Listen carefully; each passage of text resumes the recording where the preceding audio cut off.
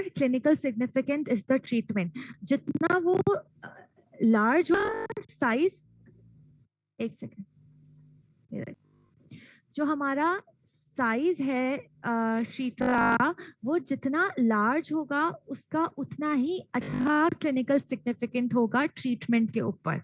ठीक है, ये लार्ज और स्मॉल का डिफरेंस होता है. क्लियर हो गया हाल? ठीक है, अब हम आगे लेवल 2 के ऊपर. Clinical significance level 2 is used describe treatments that have demonstrated tangible benefit, but for which likelihood of gaining the benefit from treatment is small. मैंने पहले बताया था कि जो लेवल ऑफ सिग्निफिकेंस है वो 1 पे आते हैं, एंड जैसे जैसे हम लेवल 4 के ऊपर आएंगे वो डिक्रीज ऑर्डर. सो सबसे पहला जो हमारा लेवल था दैट वाज टैंजिबल बेनिफिट, और उसका ट्रीटमेंट साइज लार्ज था.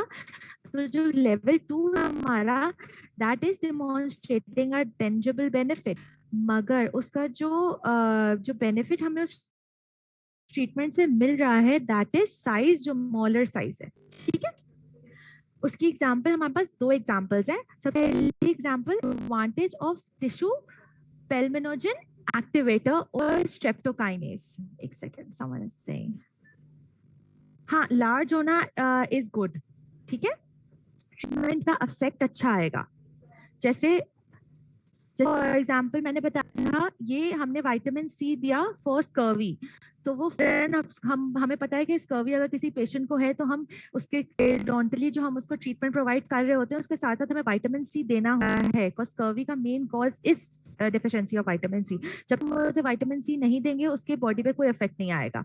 इसी तरह से अगर कोई पेशेंट है who is suffering from leukaemia, so we have to bone marrow transplant, तो हमें उसका फौरन से एक लार्जर एक्सपेक्टेड रिजल्ट मिलेगा. ठीक है,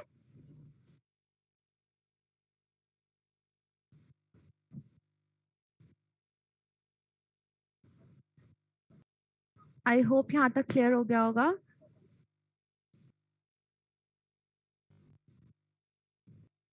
ठीक है, अच्छा, इसका जो लेवल 2 था उसके अंदर एग्जांपल थी advantage of tissue plasminogen activate over streptokinase. अब जो टिश्यू पेल्मिनोजन है इसको हम ढूंढेंगे टीपीए से. ठीक है, जो आगे अभी नजर आ रहा होगा तुम लोगों को. Mortality rate with TPA is 6.3%. The mortality rate with streptokinase 7%.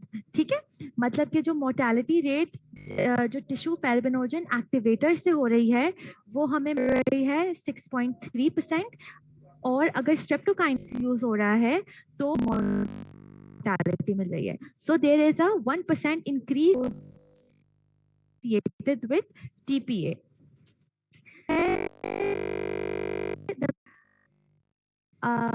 Penciclover in the treatment of percent of penciclover cream, 70% of reported lesions healing by day 6. And applying placebo cream, 59% of patient reported lesion healing by day of 6.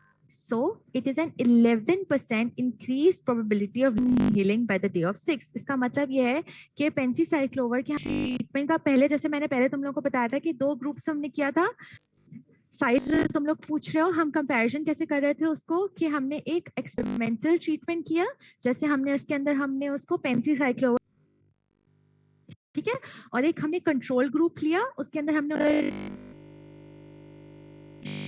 Treatment पता चल रहा है.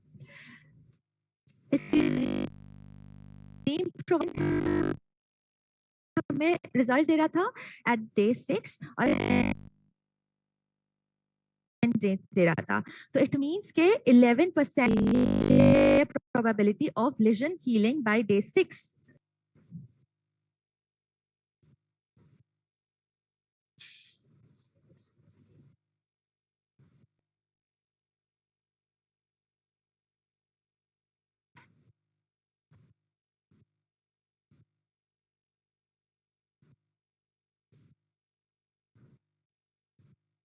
ठीक है, एक second, ये example समझ में आ गई क्लिनिकल सिग्निफिकेंस 2 की.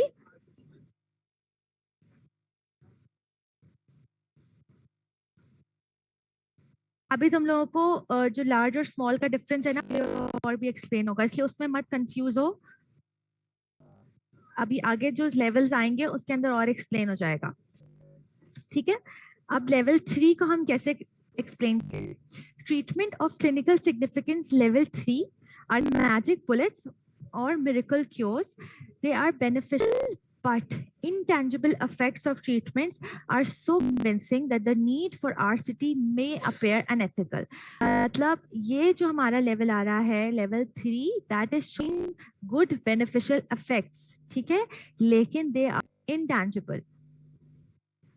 पहले वाले जो हमारे दो थे level 1 and level 2 they were tangible, level 3 हमारा चेंज हो रहा है और वो बन रहा है इनटैंजिबल, सही है।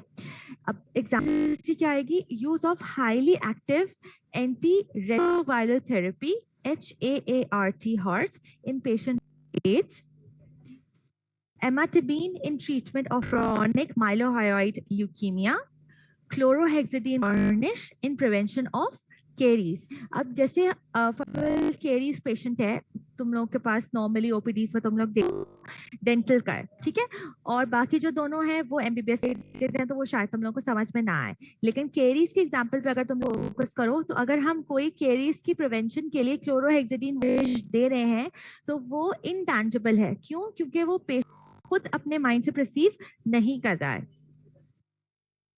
उसको रिफ्लेक्ट नहीं हो रहा है ये बाय हिज ओन माइंड।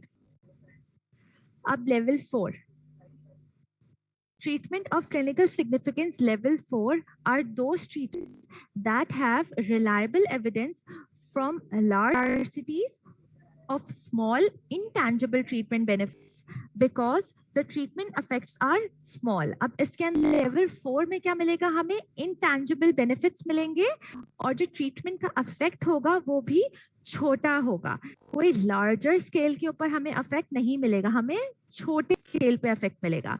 जैसे there will be small decrease in the lipid level, there will be a small drop in pressure and there will be a small decrease in the pocket depth. अब कोई भी उसका treatment किया, patient किसी भी problem के साथ आया था और फॉर एग्जांपल उसको ब्लड प्रेशर था और हमने ट्रीटमेंट उसका किया, लेकिन there is showing a small drop in the blood pressure, तो क्या हुआ? ट्रीटमेंट का इफेक्ट स्मॉल स्केल पे हुआ। जो लेवल 1 था वो हमारा लार्जर स्केल के ऊपर शो कर रहा था, वो हमें फौरन इफेक्ट दे रहा था। अगर कोई ल्यूकेमिया का पेशेंट था और हम बोन मैरो ट्रांसप्लांट कर रहे हैं तो we can see a larger significant change, treatment का इफेक्ट हमें बहुत एक लार्जर स्केल पे मिल रहा है, ठीक है। लेकिन जो लेवल 4 के ऊपर ट्रीटमेंट हो रहा है तो उसके अंदर स्मॉलर हमें मिल रहा है और इनटैंजिबल ट्रीटमेंट मिल रहा है। अब समझ में आया तुम लोग को स्मॉलर साइज ट्रीटमेंट और लार्जर साइज ट्रीटमेंट अफेक्ट का डिफरेंस?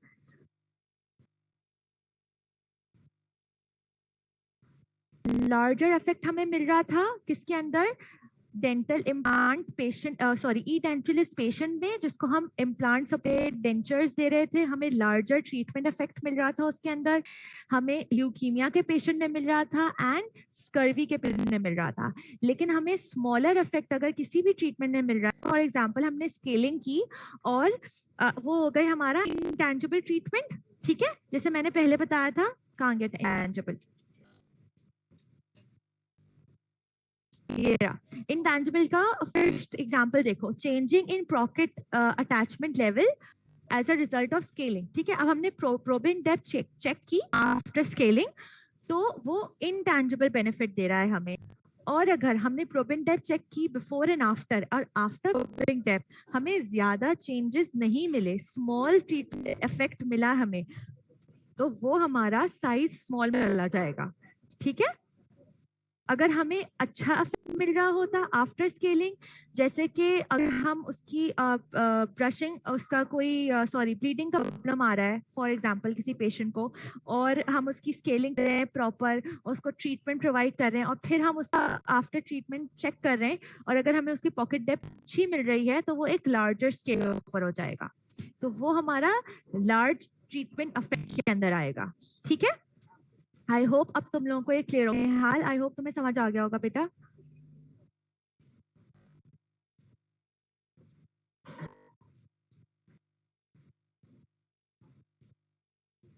great. ठीक है. अच्छा, treatment of level 4 may cause more harm than good, and there is a debate whether the drug approval process should be changed. अब obviously intangible effect है, patient को कुछ खुद नजर भी नहीं आ रहा है, and most importantly हमारा जो size है treatment effect का वो small है, so it is debatable कि लेवल 4 का जो हमारी ट्रीटमेंट होती है हमें करना भी चाहिए या नहीं करना चाहिए.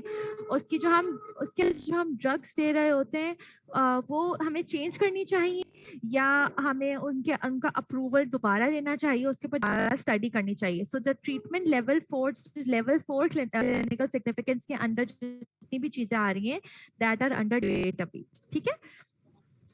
So the treatment that provide a tangible patient benefit जो कि होगा level 1 and 2 are of greater value and should correspond to a higher level of clinical significance than treatment with evidence of only intangible benefits, which is level 3 and 4. जैसे मैंने बताया था level 1 और 2 के हमें tangible benefits मिल रहे थे and had a greater value and high clinical level of clinical significance as compared to level 3 और 4 जिसके अंदर हमें intangible benefits मिल रहे थे. ठीक है. Treatments that are large likelihood for clinical improvements, that is level 1 and level 3, are clinically more significant than treatment with a small likelihood for clinical improvement, that is level 2 or 4. अब जैसे जिसके अंदर मैंने अभी बताया कि लार्ज लाइकलीहुड है हमारे पास इम्प्रूवमेंट का क्लिनिकल सिग्निफिकेंस बढ़ाने का, लेवल ऑफ क्लिनिकल सिग्निफिकेंस बढ़ाने का हमारे पास लार्ज स्केल है, तो वो हमारा लार्ज इफेक्ट के अंदर आएगा साइज का, और जिसके अंदर कम चांस है वो हमारे आएगा स्मॉलर के अंदर. ठीक है. अब ये देखो ये कई चार्ट है जिसके अंदर हमें पता चल रहा है क्लिनिकल सिग्निफिकेंस और जो कि हमारा होगा बेनिफिशियल या तो टैंजिबल होगा या इनटैंजिबल होगा. टैंजिबल हमारे पास आ रहे हैं 1 and 2 और इनटैंजिबल आएगा हमारे पास 3 और 4. अभी मैंने लास्ट पिछली स्लाइड में तुम लोगों को बताया. ठीक है.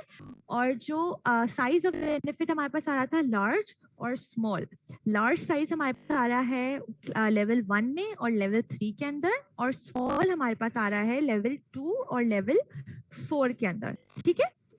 यहाँ तक तुम लोगों को समझ में आ गया है? इस चैप्टर के अंदर कोई भी पॉइंट क्लियर नहीं हुआ हो, कुछ दोबारा समझना हो तो बता दो.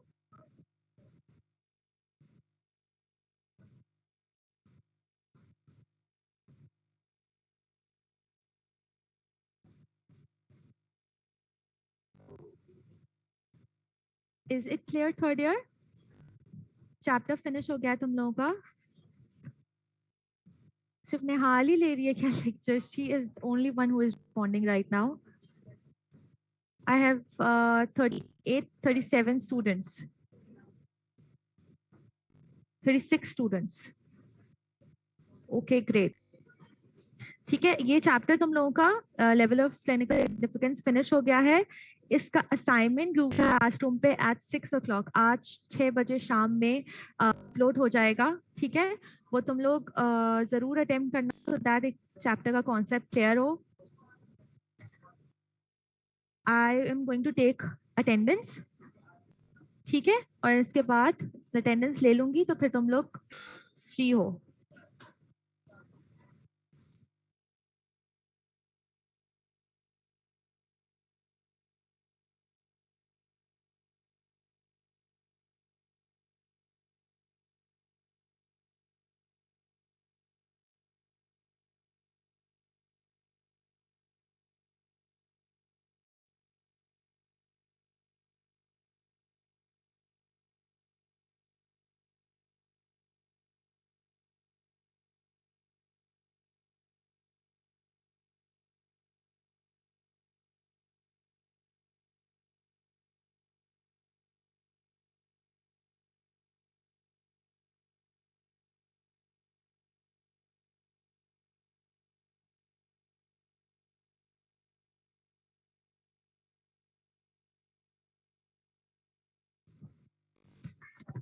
Okay, third year, I have taken you guys attendance.